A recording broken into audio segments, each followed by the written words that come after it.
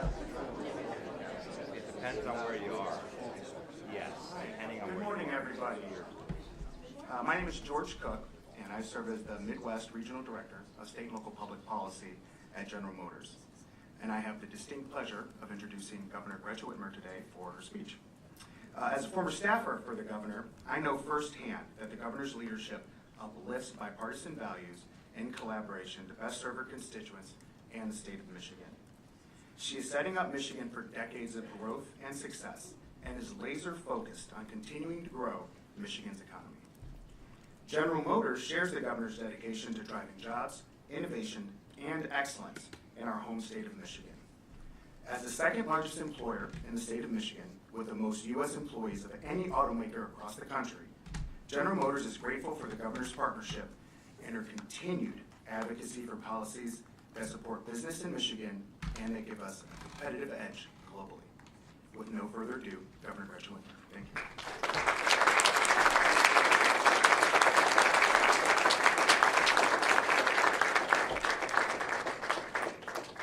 Well, good morning. I'm so happy to be here with all of you. Thank you for joining us this morning, and thank you, George, for that kind introduction.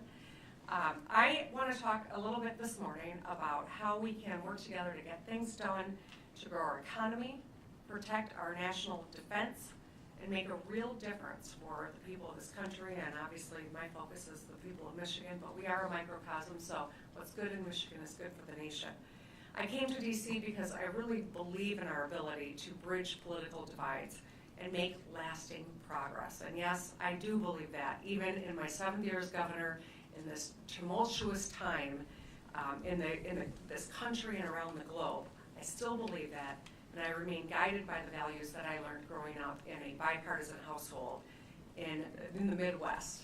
Values of decency, respect, and kindness still shape the way that I approach this work, and it helps me make sure I stay focused on what matters so we can get things done. As a former state legislator, I worked with a Republican governor in Michigan to expand Medicaid under the Affordable Care Act. This covers hundreds of thousands of Michiganders. As a governor, I worked with a Republican-led legislature most of my time as governor. I've signed over 1,500 bipartisan bills and enacted 6 balanced budgets into law. Michiganders have an opportunity, and I believe an obligation, to lead by example and show the folks in DC how we get things done. Before we dig into some of my proposals today, I need to acknowledge what's going on with regard to tariffs. I know that that is front of mind for all of us. I'm not going to sugarcoat it. These last few days have been really tough for Michigan. 20% of our economy is tied to the auto industry, which depends on a steady flow of goods from our largest and closest trading partners.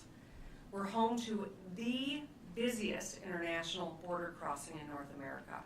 More than 10,000 vehicles carrying parts and materials cross the bridge between Detroit and Windsor every weekday. We're already seeing the impacts of tariffs. Auto companies are stockpiling parts and laying off workers. Suppliers are facing higher costs and delaying expansions. Dealerships are forced to raise prices by up to $15,000 amid slowing sales. And since every single auto job supports 3 others in the community, the impact is being felt by all of us, including small businesses across my state. Economists have pointed out that these tariffs represent the largest tax increase in nearly 60 years, costing families an average of $1,900. And if you're planning on having a cup of coffee, pumping gas, getting your groceries, buying clothes for your kids, or just simply meeting a friend for a drink, every one of those transactions is going to cost more because of tariffs. At the same time, we know that 401ks and IRAs are plunging, which is going to force older Americans to put off retirement. Home prices are going to go up and putting home ownership further out of reach for young people. So it really is a triple whammy: higher costs, fewer jobs, and more uncertainty.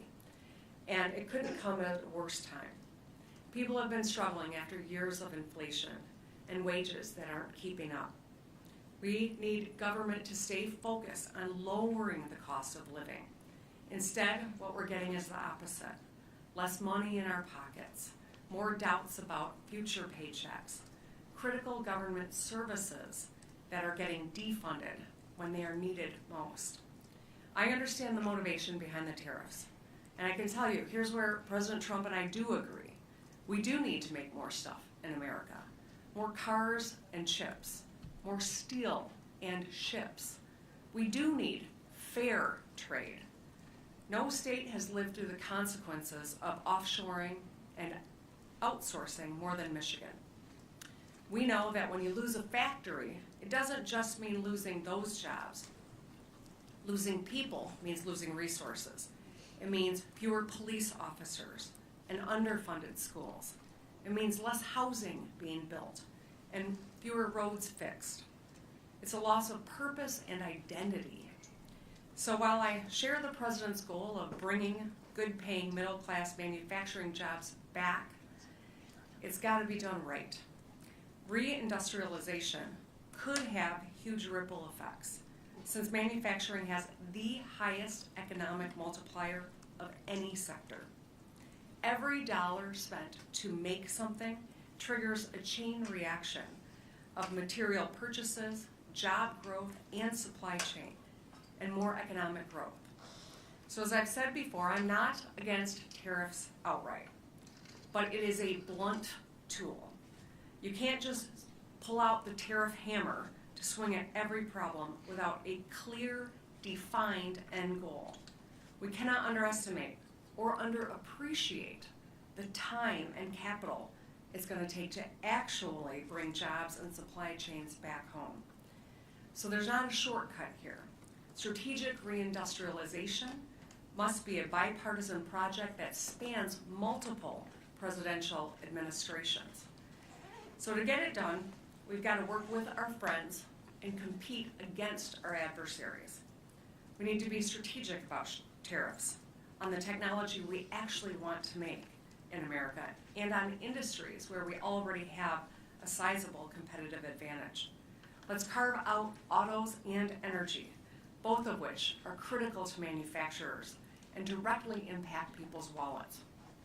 Finally, to the extent that tariffs are a strategic tool in an economic toolbox, let's use all of the new revenue to reinvest in American businesses and in our workers. Our history has proven that when we build, we succeed. And the opposite is true as well. When we don't build, we fall behind. When we don't build enough housing, we put the American dream out of reach. When we don't build enough schools, we lose our pipeline of talent. When we don't build enough roads or transit, we make it harder for people to get around and for businesses to move their goods. When we don't build enough factories, the engines that power our industrial economy sputter. The Trump administration says they get this, and I know that the Biden administration understood this too. It's why, despite the political division we see on the surface, there has been a real bipartisan effort below deck to bring manufacturing home. Here's an example from Michigan. In October of 2023, my administration invested $40 million to fix Wilder Road in a small town near Saginaw on the shores of Lake Huron. We got it done to help Vantage Plastics. This is a local manufacturer. We're helping them to build a new factory and create 93 good-paying jobs, local jobs. And this is a very purple part of Michigan. Donald Trump won this area 3 times and I carried it twice. A few weeks ago, Vice President Vance visited the finished factory. He spoke there and he said, and I quote, "Making things, building things, working with our hands is America's heritage." I agree with this. And I'm proud that the amount of money being spent to build factories in America has more than tripled over a decade. In Michigan, we've secured dozens of new facilities to build chips, batteries, cars, and energy. Just this year, major companies have announced huge investments in America to build data centers and factories and research facilities. So here's my pitch. Let's keep going. Let's make more ships and planes and semiconductor chips in America. Let's cut red tape and unleash extraordinary potential of American industry. Let's give more hard-working people a fair shot at a decent life. And let's usher in, as President Trump says, a golden age of American manufacturing. So first I want to talk about ships. I will talk about chips, but I'm talking about ships first. American shipbuilding output is a fraction of what it was in the 1950s. We build just 0.1%, all right, 1.1% of the world's ships, while China alone makes 53%. That's more than the rest of the world combined. Here's another shocking stat. China's largest state-owned ship company built more ships by tonnage last year than we have in the last 80 years, since the end of World War II. Shipbuilding is both a commercial and military challenge, but I'm going to focus on the military side. Last September, the United States Navy set an ambitious goal of building hundreds more ships and submarines over the next few decades. If we don't progress toward that goal, China's naval fleet could be 50% larger than ours by 2030. It's not that far away. So I'm encouraged that both parties appear to see the problem. In December, Republicans and Democrats in Congress introduced the Ships for America Act, which would be the most significant bipartisan legislation to build ships in decades. Last month, during his joint address to Congress, President Trump announced that he will establish a new office of shipbuilding in the White House under the National Security Council. A few days later, Brett Seidel, the Deputy Assistant Secretary of the Navy for R&D, testified in front of the House Armed Services Committee. He outlined the challenges that we face, including reduced manufacturing capacity, supply disruptions, and most of all, workforce shortages. The last factor, workforce, is huge. We are short more than 100,000 workers, as nearly every major American shipyard has a hard time hiring and retaining the workforce they need. This shortage will get worse in a generation as we see a generation of experienced ship workers start to retire. If we don't act, our shipbuilding workforce will soon be smaller and less experienced than ever. In Michigan, we're the tip of the spear, or the tip of the torpedo in this case, in facing this challenge. Last year, the former Navy Secretary and I launched the Michigan Maritime Manufacturing, or the M3 initiative. It's a job training program built in partnership with Macomb County and Macomb County Community College to prepare thousands of Michiganders for careers in maritime welding and machining. A few weeks ago, I attended the first ever M3 graduation. It was full of inspiring stories. There was a mother and son who were graduating together. A young man who built a career built on his career in tech education he got in high school. Another who went from homelessness to a hopeful future where he signed a contract that day with a company at a good paying job. A clerk, a caregiver, a Coast Guard veteran. These are some of the people that graduated that day. We've already heard from businesses that have hired some of these recent graduates and are really impressed with their technical talent and the skills they brought on day one. A couple of weeks ago, I shared the success of this M3 initiative with Defense Secretary Hegseth. I told him it's good for workers, it's been good for Michigan, and it's good for America too, and national security. So my proposal is let's grow it. Let's expand initiatives like this. Let's do it statewide in Michigan, but replicate it across the country. The state of Michigan is ready to serve as a connector between the Navy and our network of 31 tribal and community colleges. We have the skills and the ability to make sure we're training people up. We can train thousands of Michiganders to do what we do best, which is GSD, get ship done. Now let's talk about planes. We are the world leader in both commercial and military aviation. We're the home to industrial giants and manufacturers up and down the supply chain. We have a strong network of allies and around the globe in this space, including the UK's Midland Aerospace Alliance, who I met with 2 weeks ago. Our air superiority is second to none, but we are facing serious economic headwinds as our adversaries are catching up.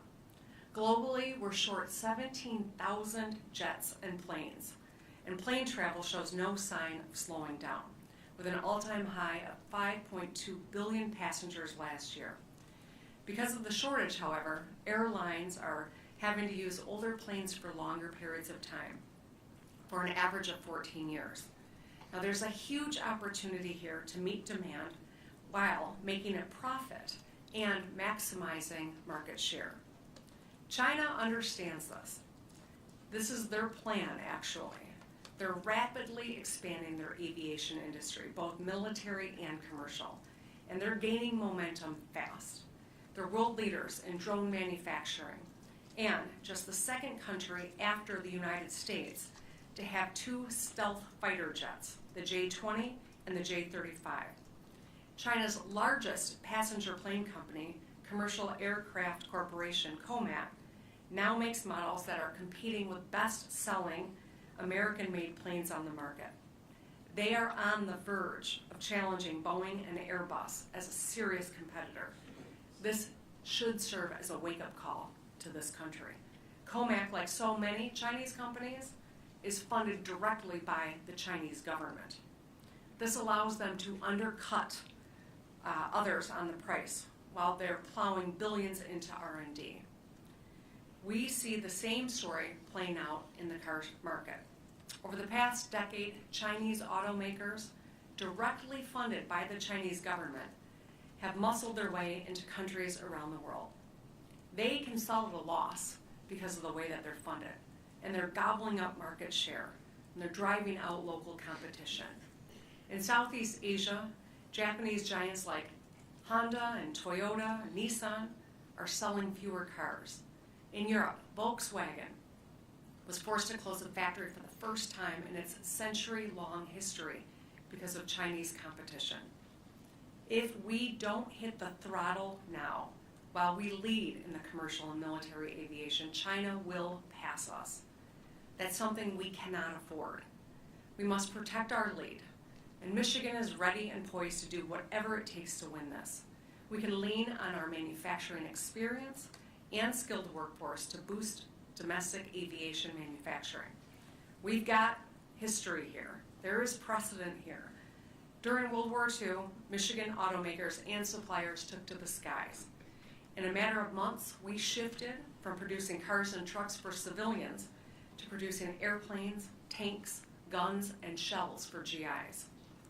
A Buick factory won a contract to build 500 engines a month, but ended up making 2,000 during that time.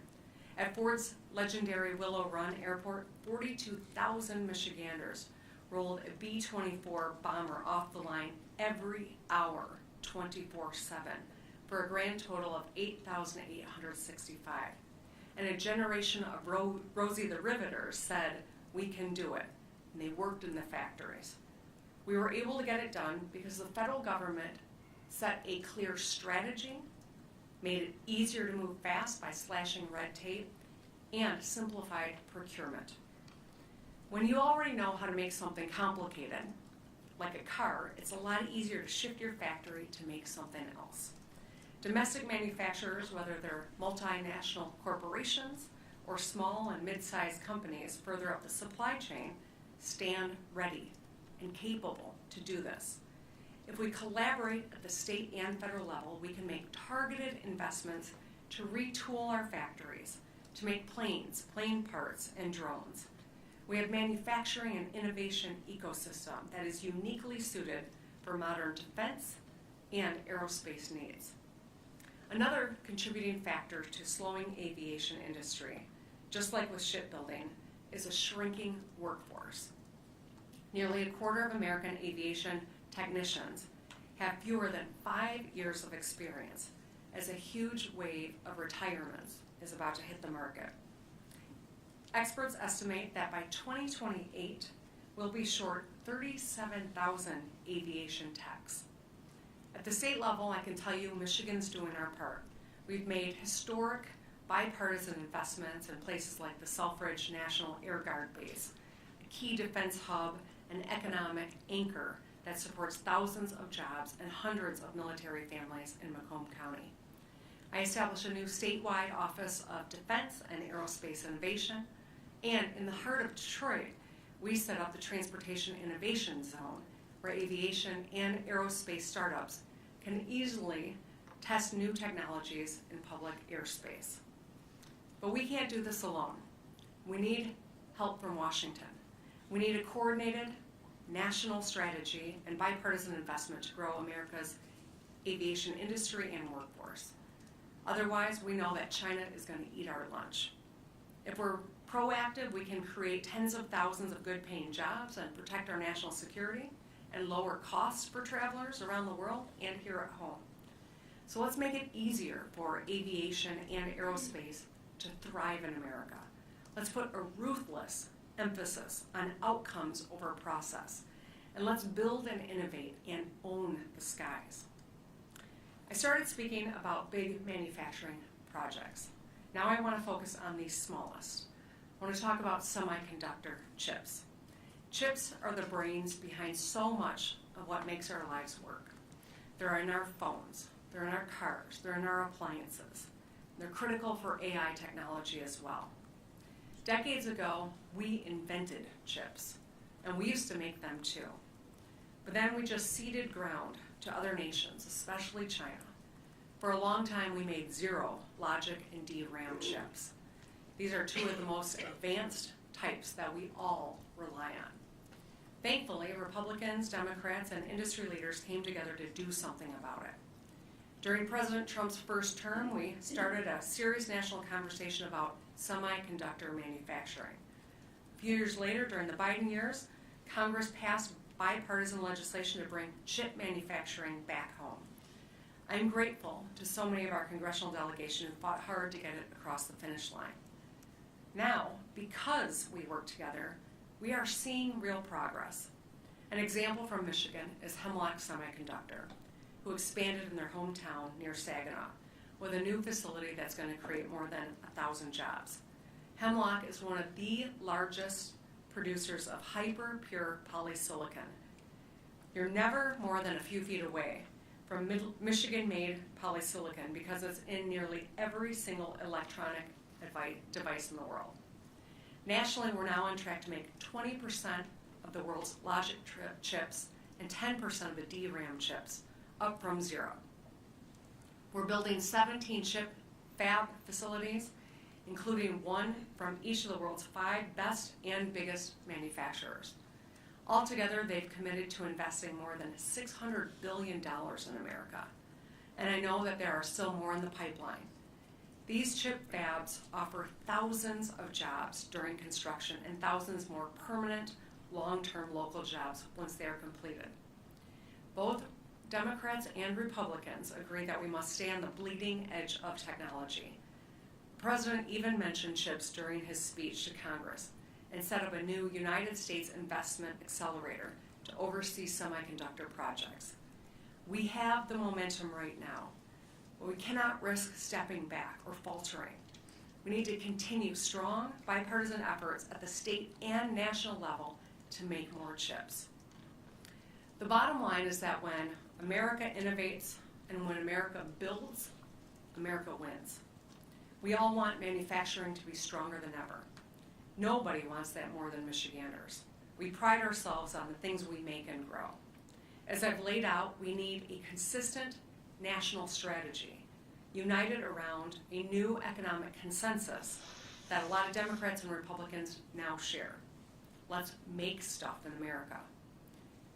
If that's what we believe, then we should be able to celebrate good policy no matter where it comes from, and also criticize bad policy wherever it comes from. Now, there's a lot more common ground here than we think.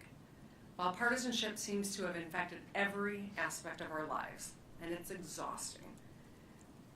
It's driven by opportunistic politicians and cynical media figures and addictive algorithms. But our people are not as divided as our politics. I really believe that.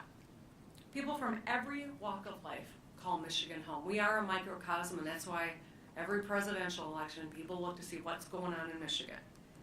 We don't always agree, that's for sure. But we move forward together, and that is a source of strength.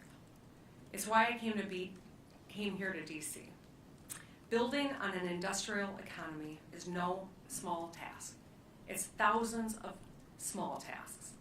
And each of us, government, industry entrepreneurs, workers, we're all part of the same pit crew. I'm from Michigan, so yes, I'm going to torture another auto analogy. We're all part of the same pit crew. If we do our jobs, we can get America back on the track better and faster than ever.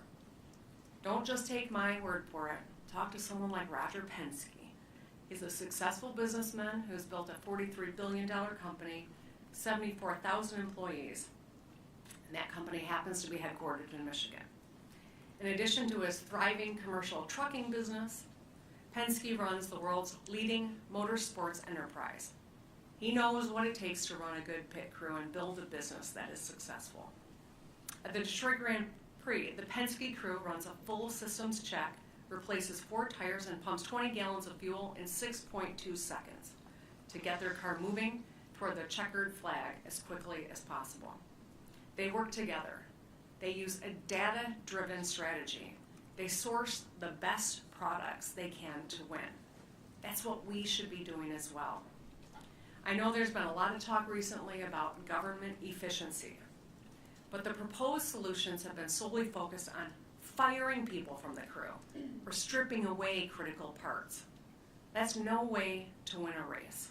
If we really want to win and to keep winning, we need to reinvest in our crew and build better parts. In our darkest hours, that's exactly what we did. When this country entered World War II, we didn't have the industrial capacity to fight a 2-front war in Europe and in the Pacific, let alone win it. So we built the arsenal of democracy. It was the most successful collaboration between government and industry and workers in our history. When the Allies won the war, 500,000 Michiganders flooded into downtown Detroit to celebrate, realizing the part they all played in saving the world. Now, fast forward to just a few years ago. As we face a deadly global pandemic, the President launched Operation Warp Speed. We moved faster than anyone thought was possible to create, test, make, and ship billions of shots of a life-saving vaccine. I still remember the pride I felt when I watched the Pfizer vaccine get packed into trucks and roll out of Portage, Michigan. People stood outside on the road, even though it was bitter cold, waving the stars and stripes, proud of what we had done. It was an extraordinary achievement that showed us what's possible when we work together to streamline government and allow America to do what it does best, innovate and build. We got a lot going for us, but our future is uncertain. We have good cards, but good cards alone don't mean jack if you don't play them right. This year, and in the years to come, no matter who is in the White House, we need to be betting on American workers. We need to bring chip manufacturers back home. So let's dominate the seas and the skies and the roads. And let's innovate and let's build together. I really appreciate you joining me this morning, and I'm looking forward to the conversation that we're about to have next. Thank you so much.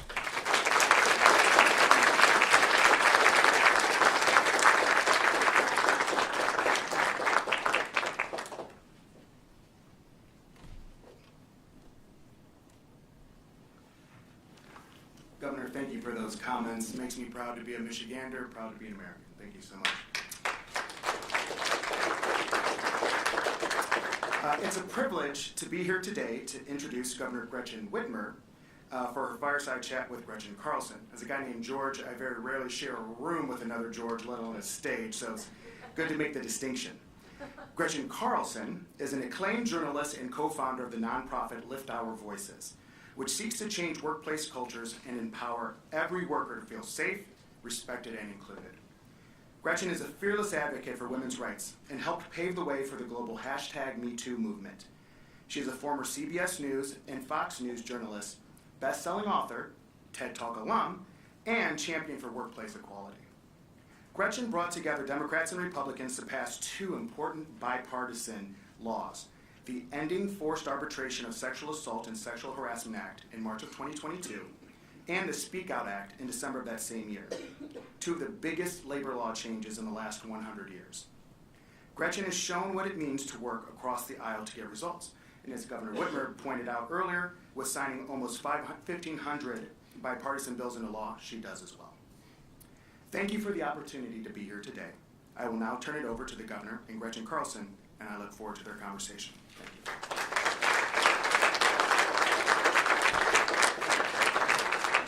Thank you. Well, thanks so much for being here today. It's my honor to be up on the stage as well. We're going to tackle tariffs, and we're going to talk about the governor's bipartisan approach. But first things first, our name. Yeah. So when I was growing up in a small town in Minnesota, everyone was Jennifer or Elizabeth, and quite honestly, I didn't really like my name, Gretchen. When it came to running for student council in 7th grade, there was nothing that rhymed with Gretchen. My dad came up finally with Stretchin' for Gretchen, for your vote. Last week at Starbucks, my name was Wretch. So my question for you this morning is, my Gen X Gretchen friend, did you like your name growing up? Do you like it now? I was the only Gretchen growing up, just like you, Jennifer's, et cetera. And I wasn't particularly enamored with it, to be honest, but I'm named after my grandma Gretchen, who I adore. It's funny, though, because she always said, never let anyone shorten your name. Don't let people call you Gretch, because it rhymes with wretch. And so I always had this aversion to being called Gretch, and then during the pandemic, I got the nickname Big Gretch. I don't know many women that want big on the front of their nickname. And then Gretch, I wasn't sure, but when I found out it was bestowed on me from support, became my new favorite nickname. I'm not encouraging you to adopt that, but it's worked for me. But yeah, now I like it because it's kind of nice to have a different name. I was envious of you because you did have a cool nickname, Big Gretch, and your book, True Gretch. So you have two of them. So in your speech, you reminded us that 20% of Michigan's economy is tied to the auto industry. And of course, you're home to the biggest international border crossing in America. Today, the hatchet came down with Trump's tariffs. And quite honestly, they're going to hit your state harder than most. You mentioned that Trump's using a hatchet or a blunt tool. How would you have enacted the Trump tariffs differently? I don't know how I would have enacted them differently. I haven't really thought about that. What I have thought about, though, is, tariffs need to be used like a scalpel, not a hammer. There is a purpose to have tariffs, but the uncertainty that has now been created, the anxiety and the fear, just breeds destruction, I think, in our economy, in our personal economies, but certainly in the auto market in particular. The president negotiated USMCA. It was a good deal. It has worked, and I think, now treating our allies, our North American neighbors, like adversaries is going to cost all of us. It's not just going to cost that relationship, but every American consumer. It's probably going to cost a lot of auto jobs, make the cost of buying an auto, much less blueberries from Mexico, going up. And so the big loser in this is American manufacturing. It is the American consumer. Understand that China, yes, we need to have our eye on China. I talked about it, whether it's in aerospace and ship making and in automotive and in a variety of economic ways. That is different. We need to level the playing field. We need to enforce the laws against Chinese companies that are coming into this country, underwritten by the Chinese government. But the North American tariffs in particular are really going to have a dramatic negative impact on Michiganders and on business. Business wants certainty. And right now, when the rules are changing literally day by day, no company is going to be able to invest the hundreds of millions or billions of dollars in many cases, much less make decades-long investments because you don't know what the rules are. And because of that, we're going to see contraction, we're going to see paralysis, and it is going to lead to job losses and higher costs for people. And so I will continue to encourage the White House to think about what the long-term strategy is. How do we meet those goals, and to recognize this isn't a moment-to-moment issue. It's just going to continue to wreak havoc and make everyone feel the anxiety and fear and have dramatic losses that we can't afford to have right now. I want to talk about your constituents because I don't have to tell you that Michigan has had it tough with trade wars. NAFTA eviscerated manufacturing when production moved to other countries and to cheaper southern states. And now tariffs are quite honestly putting you in a tough spot with your constituents. On the one hand, you have the UAW, who for the most part is in favor of these tariffs, saying that if they work as Trump says they will work, then it'll bring back jobs and manufacturing.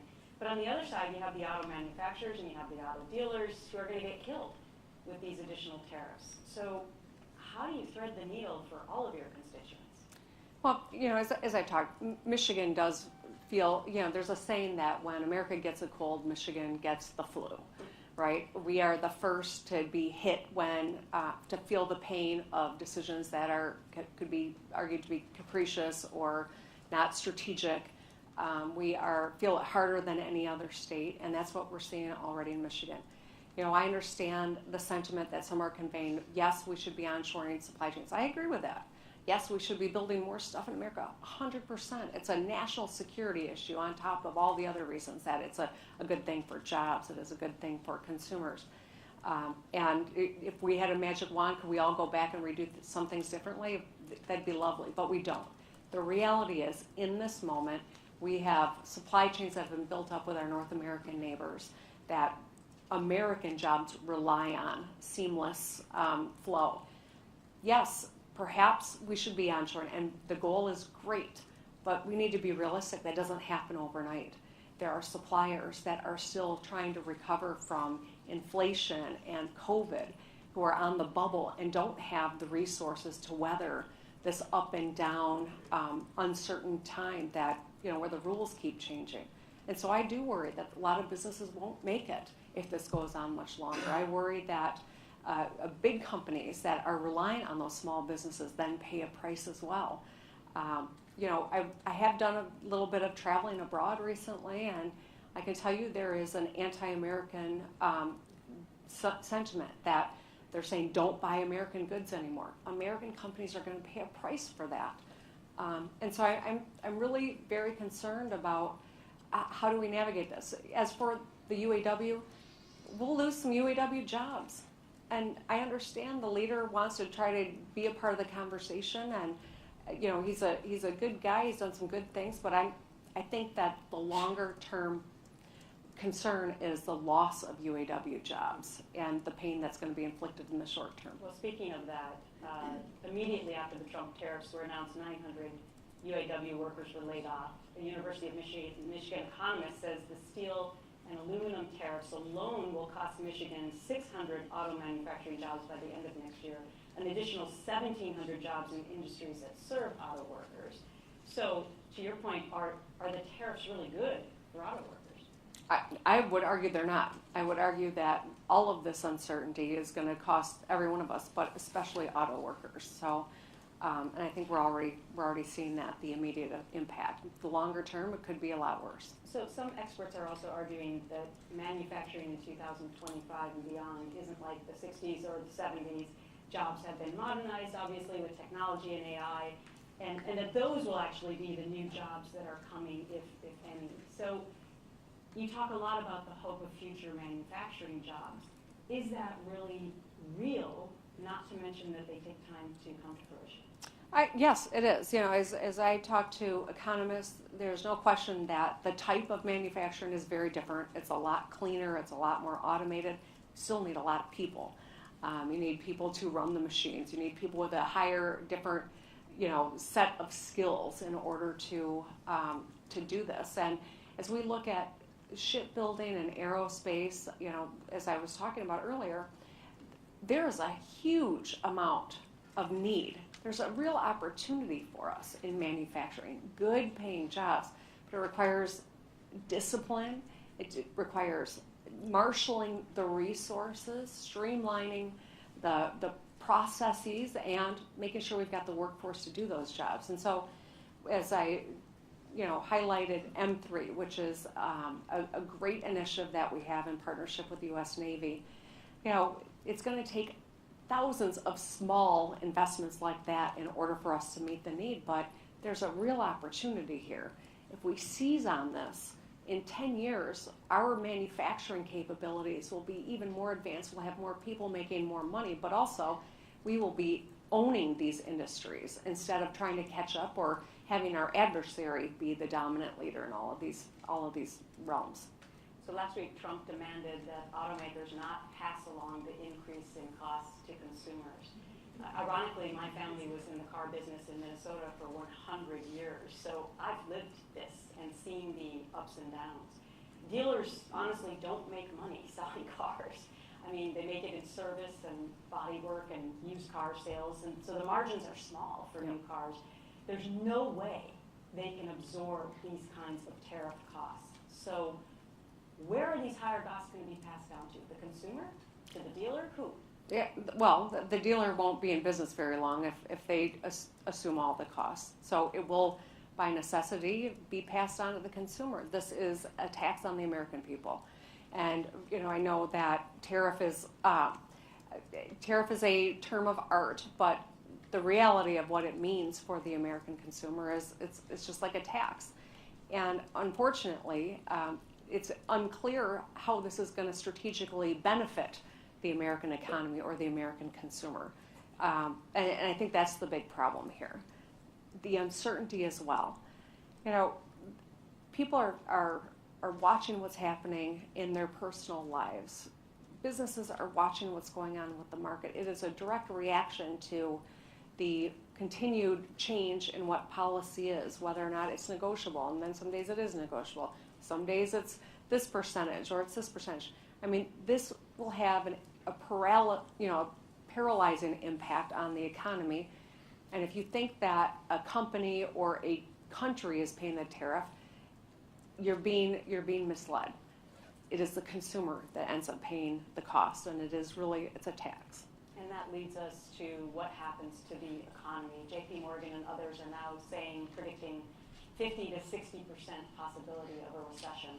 The 2008 recession hit the auto industry hard in Michigan in general. Are you afraid history is going to repeat itself? I am. It won't be a real repetition because that was driven by other things than some decisions by the White House. But the impact could be as severe, if it could be worse, frankly. And that is, I think, a real potential outcome of if this goes on a lot longer. I'm hopeful that the administration is taking in the feedback and understands the onshoring will take time. It doesn't happen overnight. It doesn't happen over weeks. This is a years-long process. And so we've got to help American manufacturers. We've got to help American businesses weather this, and we've got to make sure that the consumers don't bear the brunt of it. If there is a strategy that can be communicated, markets will settle down and businesses can deploy those resources and make those long-term commitments. But so long as it is a roller coaster, no one's going to do anything because they're going to wait to see what happens, and we're all going to pay the price for that. Speaking of strategy, one of your other big messages today and before has been your focus on bipartisanship and trying to work across the aisle. At my nonprofit, Lift Our Voices, as George mentioned, we believe in that philosophy too. In 2002, we were instrumental in passing those 2 bipartisan laws. I'm not going to say it was easy, but we ended up accomplishing that. So while that marked a huge bipartisan win, quite honestly, many people remain very skeptical that we can actually come together during this hyper-political divided time that we live in. Why do you think that preaching bipartisanship is the right approach? Well, I know that we're never going to find common ground if we're not talking to each other. And I also understand, in this moment, it feels like no action comes without loud criticism from one realm or another. And as someone in the public eye, I can tell you it's coming from both sides of the political spectrum.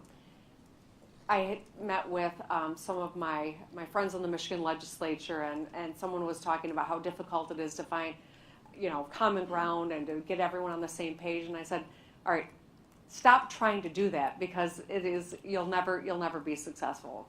I could, demonstrate on the front lawn of the Capitol for 4 weeks on end, and some people would say I hadn't gone far enough. Just accept the fact that there's always going to be the critic. But we have a duty, an oath, to try to get things done, to put the welfare of the people of Michigan before our own interests, before our political interests, and to stay at the table or to find common ground in something, to do the good work. And I'm sure you've seen, I'd love to know kind of what any lessons you've gleaned from your experience. But when I get out and I talk to Michiganders, they rarely ask me about politics. They're concerned about whether or not they can put food on the table. They're concerned about whether their child is getting the education and meeting being able to have the skills they need to be successful in this life. When I ran for governor, I got into all 83 counties. I've done that a couple of times since being governor. And I try to listen to Michiganders. I try to ask, what's going on in your life? What can I do that'll make your life better? If there was one thing I could do. And it frequently comes back to the economics of trying to get ahead. That's what unites all of us. And that's why I wanted to focus on manufacturing and our economic future, because I really do believe we can find common ground there. I was able to do it with a Republican legislature in Michigan at a time where they controlled both chambers, and Donald Trump was president at the beginning of my term. We got some great, big, important things done for Michigan because I come to the table with that philosophy. And being raised in a household, my dad was a Republican, my mom a Democrat. I know that if you talk about values, it's a lot easier to see one another and to try to find that common ground. When you were able to get those important pieces of legislation done, and I think working with Congress would be so much harder than a state legislature. Anything that was surprising to you or was most important in your success on that? Being relentless. Yeah. But I also feel like there was a commonality of some of the issues, right? Mm-hmm. I mean, with regard to sexual misconduct, especially, like when I would go into whether it was a Republican or Democratic office, they could hardly wait to tell me stories about what their wife had endured or their daughter if they were men. So there was that common ground that you're talking about. Now, getting across the finish line is a whole different story. We'll chat. Yeah. But anyway, I do want to focus in on how Democrats feel about this, because a recent CBS YouGov poll revealed that 70% of all Democrats want their party to oppose Trump as much as possible, while only 30% want their party to find common ground. So what do you say to those 70% in your party who completely disagree with you about bipartisanship? I get it. I understand why people feel that way. I am as anxious and angry about a lot of the policies that are coming out of Washington, D.C. right now. I feel that too. And I also recognize I got a big job, and that is to run the state of Michigan, a state of 10 million people, many of whom disagree with me about everything that I do, some of whom agree with me about a lot that I do. No one agrees with everything, and I accept that. But I took an oath to the people of Michigan to try to get as much done for the state. Now, people come for our rights, I'm going to be the first one out there. People come for your health care, I'm out there doing work with Congresswoman Debbie Dingell to talk about what Medicaid cuts could mean to individuals, to health systems, to all of our ability to access health care.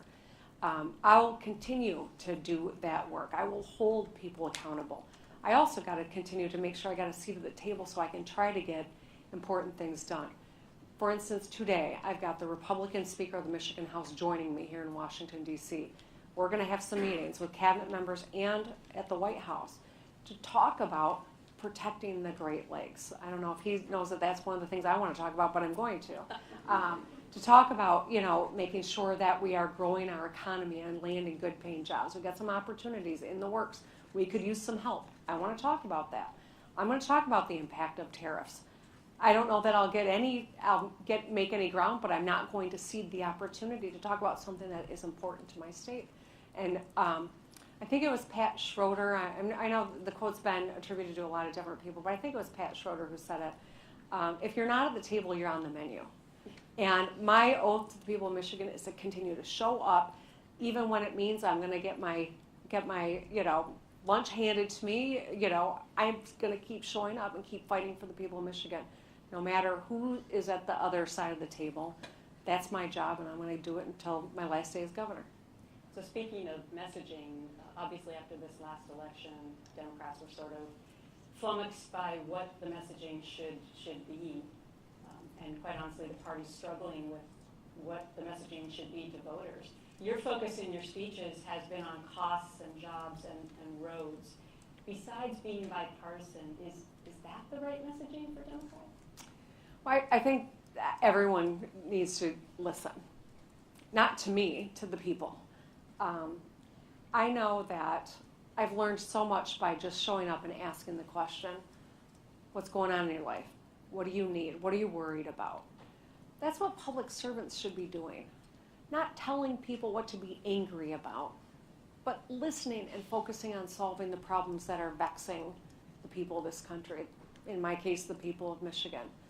I'm not going to tell another governor how to run their state. I'm not going to tell anyone else, how they should talk about issues, but they should stay focused on the things that matter to the people. And the economy is front and center.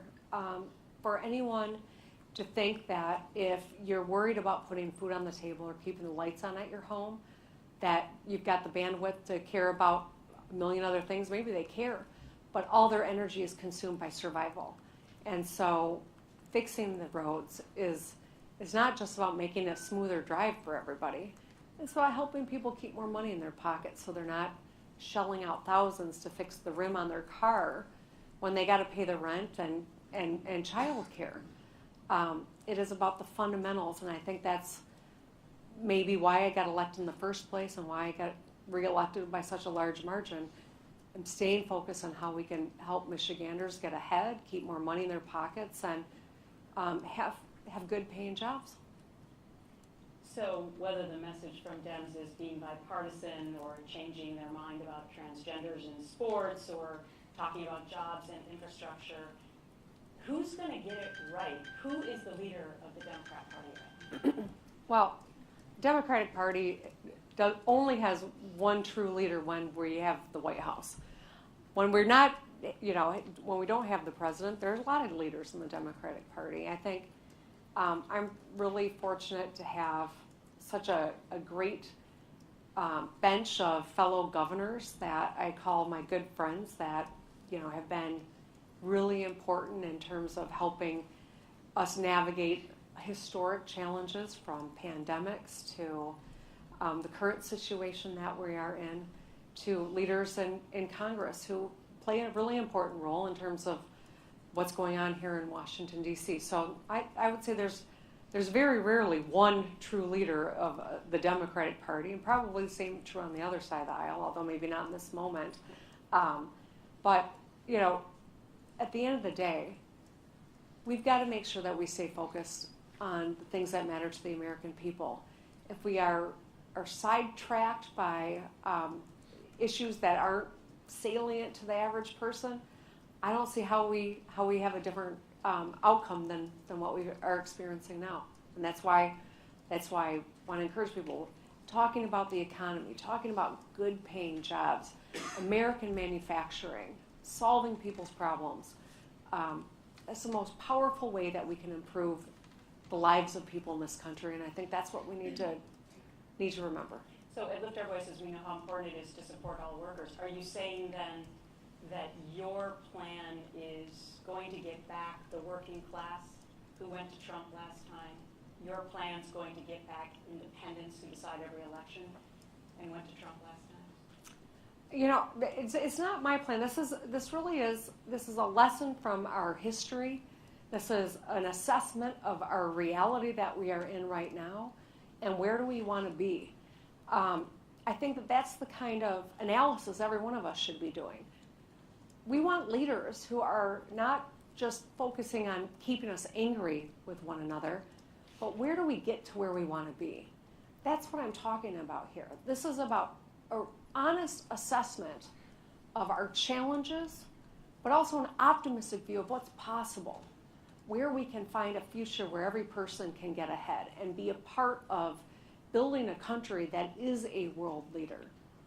I would say we got a lot of work to do, and that's what I'm focused on. A government that is strategic, that is focused on strength, and opportunity for every American worker, where there is a fair shot at a great life, but also an America that leads the world again on all these fronts. So you're more than 500 miles away from home giving this big speech. You could have given it in Lansing, but instead you chose to do it in the nation's capital. Is this your way of telling us you are seriously considering coming to D.C., perhaps to the 1600 block of Pennsylvania Avenue? Are you running for president? No, this is my way of saying, this is similar to speeches that I've given in Michigan too, by the way. This is, I think, a blueprint for success. This is what we did in Michigan during World War II. This is what we are capable of as a nation.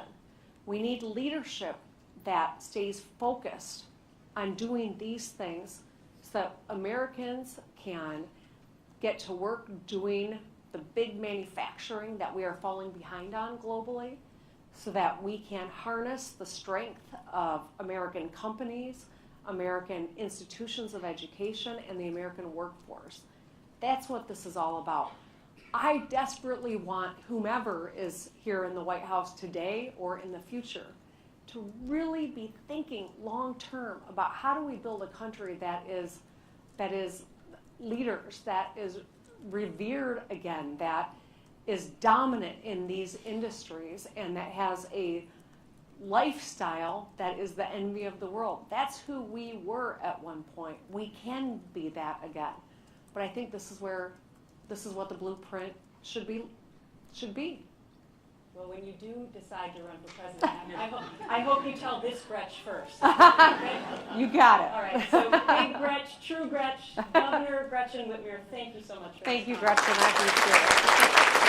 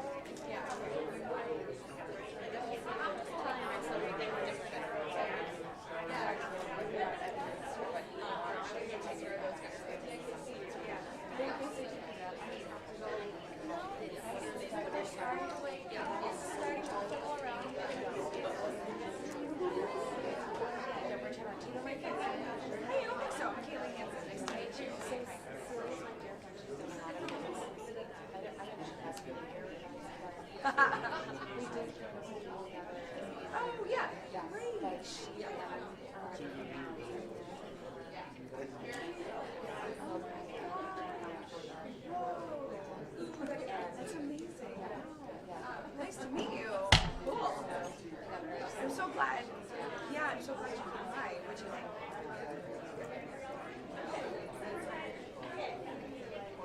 Right. Yeah, exactly. Yeah, you too. Yeah, you know what you've got. Of course.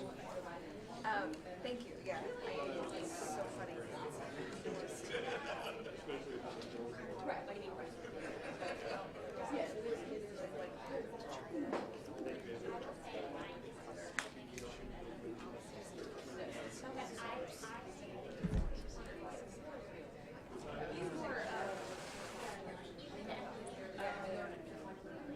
Yeah. Yeah, I mean, it was Trump. Yeah.